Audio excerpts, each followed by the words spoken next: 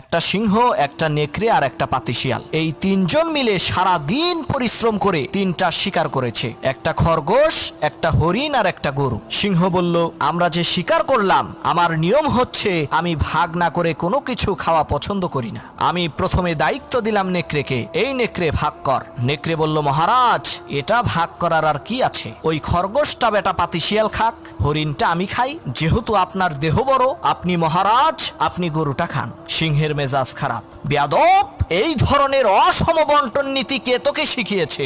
এক থাপ্পড় মেরেছে, নেকড়ের কল্লা 50 হাত দূরে যেয়ে পড়ছে। এবার সিংহ শিয়ালকে বলছে, এই শিয়াল ভাগ কর বেটা। শিয়াল কয়, মহারাজ এর মধ্যে ভাগ করার কিছু নাই, আপনি ব্রেকফাস্ট করবেন খরগোশ দিয়ে, লাঞ্চ করবেন হরিণ দিয়ে, আর ডিনার করবেন গাভী দিয়ে। মহারাজ খুব খুশি। হে রে শিয়াল রে, এত ইনসাফ ভিত্তিক বন্টন নীতি কে তোকে শেখালো রে? শিয়াল বলে, কিছুক্ষণ আগে যে কল্লা দিয়ে গেছে